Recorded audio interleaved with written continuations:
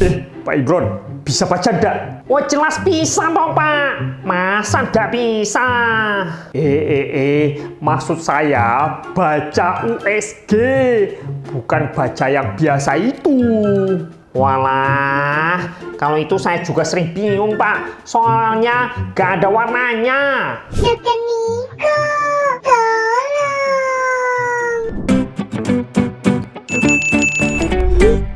Hai Smart Moms, welcome back to Dr. Niko Channel.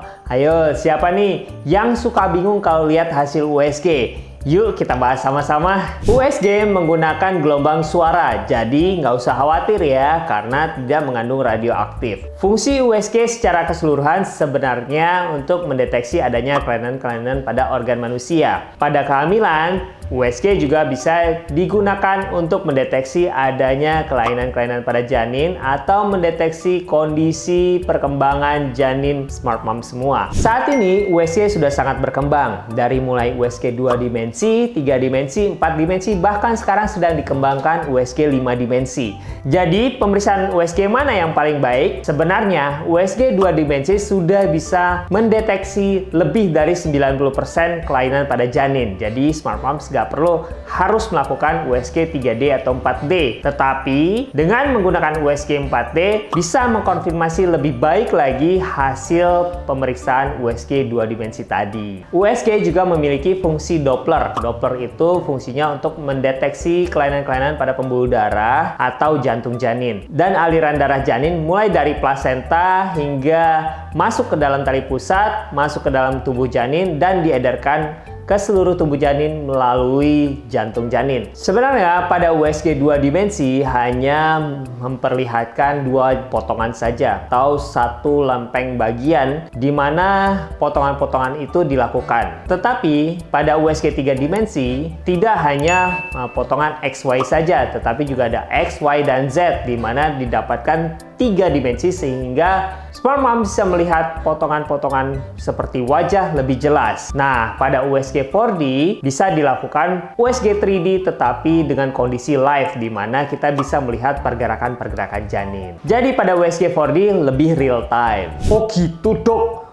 Tapi kalau saya sudah sampai rumah, saya suka lupa cara bacanya dok. Nah, gini Pak Eko. Sebenarnya kondisi janin tidak bisa dilihat hanya dengan hasil printout USG saja.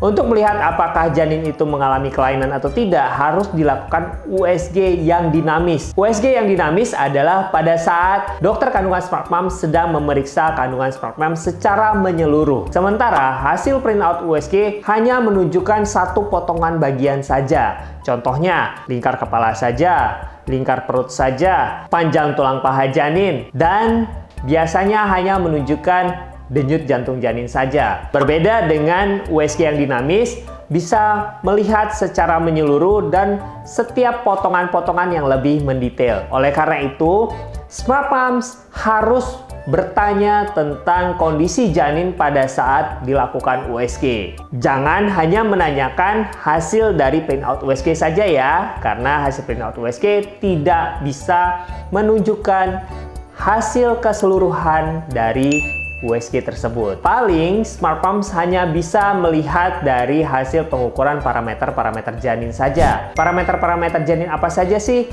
yang biasanya diukur pada saat melakukan USG? Yang pertama, biasanya dilakukan pengukuran biparietal diameter atau diameter kepala janin. Yang kedua, lingkar kepala janin atau head circumference. Yang ketiga, panjang tulang paha janin atau femur length. Yang keempat, biasanya kita juga mengukur detak jantung janin. Yang kelima, biasanya juga diukur volume amnion atau air ketuban dengan melakukan pengukuran amniotic fluid index ataupun single deepest pocket. Pengukuran-pengukuran parameter lain juga banyak, tapi biasanya dilakukan pada saat melakukan screening kelainan pada janin. Contohnya pada tahanan aliran darah tali pusat, kemudian adanya kelainan pada janin, kemudian adanya pengukuran pembuluh darah di otak, dan lain sebagainya. Yang pada umumnya sering dilakukan oleh dokter kandungan Smart Mom setiap kali dilakukan pemantauan, biasanya pengukuran 4 parameter yang sudah saya sebutkan di awal tadi, seperti diameter kepala janin, lingkar kepala janin, lingkar perut janin, panjang tulang paha janin, dan tambahannya adalah denyut jantung janin. Jadi, jangan segan-segan bertanya sama dokter kandungan Smart Moms ya. Itu haknya Smart Moms loh untuk bertanya sejelas-jelasnya mengenai hasil USG pada saat dilakukan USG dan setelah dilakukan USG dengan dokter kandungan Smart Moms yang melakukan USG pada Smart Mom. Ingat ya, itu haknya Smart Moms. Jadi jangan segan untuk menanyakannya. Paham kan? Paham kan? Jika Smart Moms masih punya pertanyaan, boleh nih tulis di kolom komentar di bawah atau kunjungi Instagram saya di Nicholas_SPOG pakai C ya. Dan ingat-ingat untuk like, subscribe, dan share video ini supaya saya tetap bisa menjawab pertanyaan Smart Mom